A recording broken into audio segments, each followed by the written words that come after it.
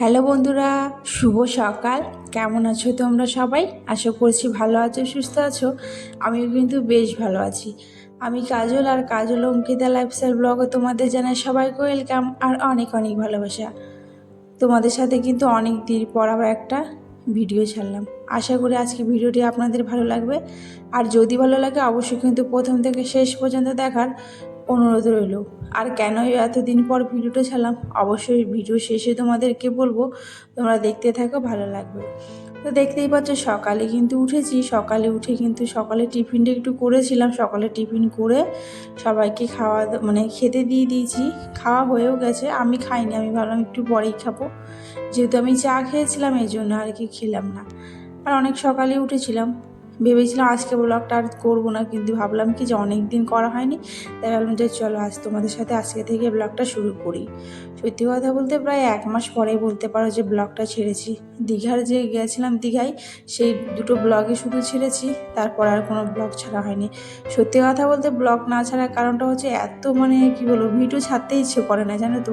ওই ভিডিও কাটো, রেডি করো, এ করো সে করো, এত কিছু করার পরেও যখন মাঝে মাঝে যখন ভিউজটা আসে না, তো তখন কিন্তু ভালোই লাগে না জানো তো। তো যাই হোক, এখন ছাড়ি। বড়মশাই বলছে এত কাছে চলে এসছে তোমার সাবস্ক্রাইবার, আর তুমি এখান থেকে দূরে চলে যাবে। তাই ভাবলাম যে চলো বরের কথা শুনে আর একটু এগোনোই যাক।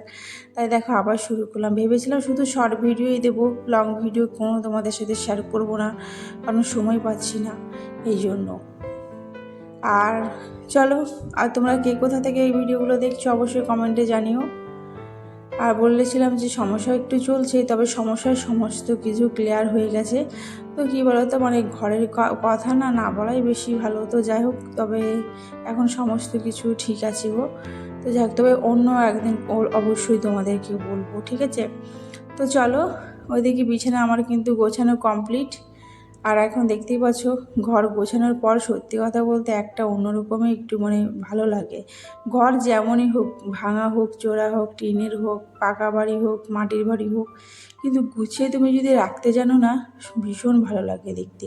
আর সত্যি কথা বলতে না, মাটির বাড়ি কিন্তু সত্যি যদি লেপে মানে মুছে ভালো করে যদি মানে রাখতে পারো, মাটির বাড়ি কিন্তু সত্যি খুব সুন্দর হয় দেখতে, জানো তো। তো যাই হোক, তো চলো, ওইদিকে তো দেখতে পাচ্ছ বিছানা গুছিয়ে নিয়েছি। আর এখন দেখো শোকেসটা, আলমারিটা মুছে নিচ্ছি। আজ তোমাদের সাথে আমার এই ঘরটা না একটু ঘুরিয়ে দেখাবো, ঠিক গোছানোর পর কেমন লাগে, ঠিক আছে? যেহেতু অনেক দিন পর তোমাদের সাথে ভিডিওটা শেয়ার করছি এই জন্য। আর তোমরা কিন্তু আমার ভিডিওগুলো অবশ্যই দেখছো, অবশ্যই চ্যানেলটা একটা লাইক করো আর সাবস্ক্রাইব করে দিও, আর পাশে থেকো।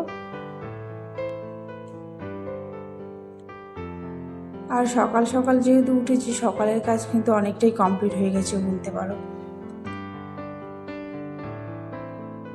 আর তোমরা কেমন আছো অবশ্যই কমেন্টে জানিও। তোমাদের সাথে অনেক দিন কথা বলা হয়নি, তবে অনেক দিন পর ভিডিওটা ছাড়ছি। তো সত্যি কথা বলতে বুঝতেই পারছি না যে আমি কি কথা বলবো তোমাদের সাথে।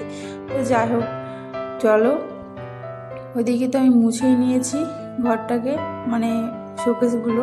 আর এখন একটু টিভিটা মোছাচ্ছিল। তো টিভির কাভার নেই জানো তো, টিভির কাভার তো ছিঁড়েই গেছে অনেক দিন আগে। আর টিভির কাভার লাগালে না টিভিটা একটু অন্যরকম লাগে দেখতে, তাই। আর ঘরের জন্য না নতুন ফার্নিচার কিনেছি, অবশ্যই তোমরা দেখতে পাচ্ছ। ওটা ফার্নিচার বললে চলে না, তো ওটা ফার্নিচারের মতোই আর কি, স্টিলের একটা ওটা খাটিয়া। আগে যেরকম কাঠেরগুলো যেহেতু ছিল, সে এখন কাঠেরগুলো উঠে গেছে। এখন যেহেতু স্টিলের যুগ হয়ে গেছে বলতে পারো, সব কিছু স্টিলের পাওয়া যায়। তো ওটা আমরা স্টিলের নিয়েছি। তো কেমন হয়েছে অবশ্যই জানিও, তোমাদেরকে অবশ্যই একটু ঘুরিয়ে দেখাবো, ঠিক আছে? তো চলো, এখন ঘরটাকে ঝটপট করে ঝাড় দিয়ে নিই। আর ঘরে এখন কিন্তু সেরকম অনেকটা একটু নোংরা কমে গেছে, কেন বলো তো? যেহেতু ঘরটা আমরা রং করেছি, আর রং করার পর না এখন বাইরে যেহেতু ধুলোবালি যাতে না ঢোকে না, এই জন্য সবসময় দরজাটা মানে দিয়ে রাখি, জানালা লাগিয়ে রাখি।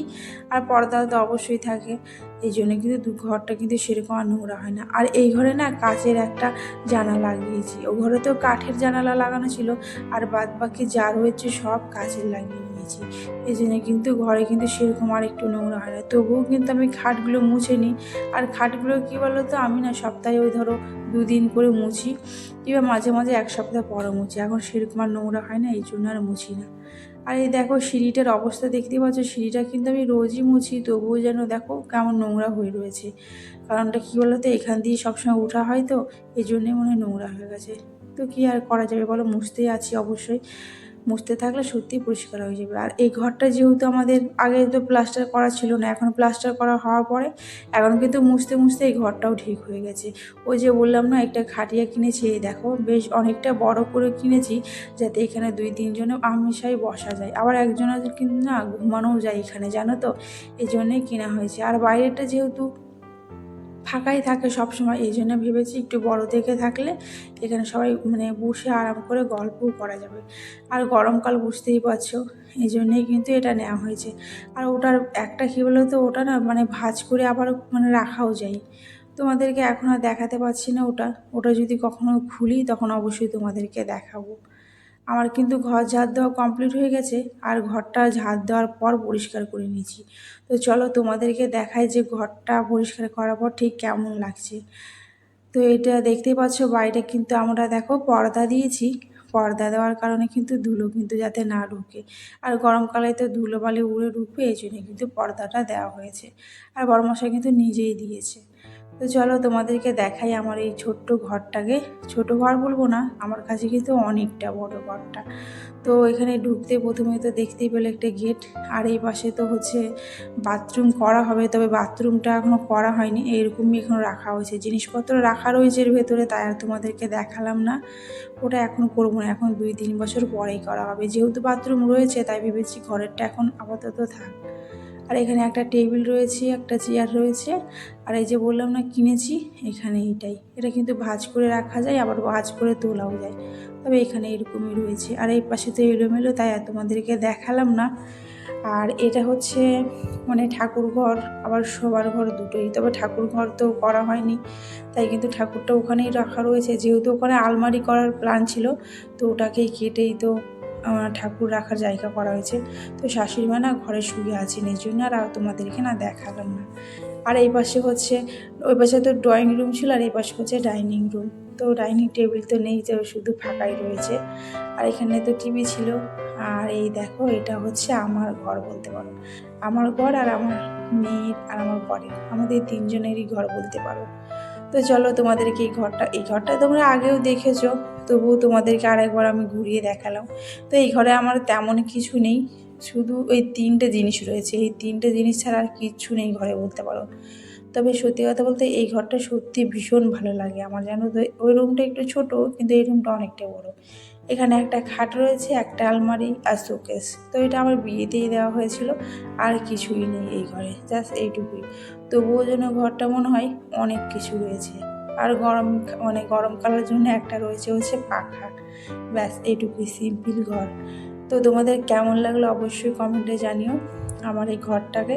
তো চলো তোমাদেরকে না বাইরেরটা একবার দেখাই, ঠিক আছে। বাইরে না আমরা ফ্যান লাগিয়েছি, সেটা আর তোমাদেরকে দেখানো হয়নি, কারণ হচ্ছে তোমাদের সাথে ওটাই একটু শেয়ার করি। আর এই দেখতেই পাচ্ছ, আমার মেয়ে কিন্তু সকাল থেকে সে উঠে খেলেই যাচ্ছে, খেয়ে দিয়ে একটুখানি খেয়েছে। ও না সেরকম আর কিছু খায় না, তবে অল্প স্বল্পই খাই, তো আবার সারাদিন খালি খেলে, জানো তো। তো এই দেখো, বললাম না যে পাখা লাগিয়েছি, সেটাই আর কি তোমাদের সাথে একটু দেখালাম। তো কালো রঙের ছিল, তো বোঝাই যাচ্ছিল না।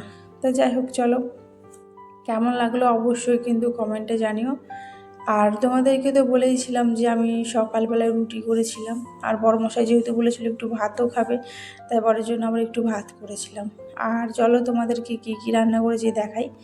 এখানে আলু দিয়ে সয়াবিন ছিল, আর এই দেখো পোড়া পোড়া রুটি। তো রুটি না পুড়েই গেছিলো, যাই হোক, তবে সবটা পুড়েনি, একটু একটু পুড়েই গেছিলো। আর এখানে তো ছিল হচ্ছে উচ্ছের চচ্চড়ি আর আলু ভাজা, আর ওইদিকে ছিল হচ্ছে পুঁই শাক ভাজা, আর ছিল হচ্ছে ডাল। তো এটা হচ্ছে সকাল দুপুর বলতে পারো। আবার কিন্তু দুপুরের জন্য রান্না করতে হবে, তবে রান্না এখনও বাজার আসেনি, তবে কী আনা হবে সেইটাই রান্না হবে। আর হ্যাঁ, করেছিলাম হচ্ছে আবার আলু সিদ্ধ, তো সেটাই তোমাদেরকে দেখালাম। আর এই গ্লাসে ছিল একটুখানি দুধ, মেয়ে খেয়ে রেখে দিয়েছিল, ওটাই রাখা রয়েছে।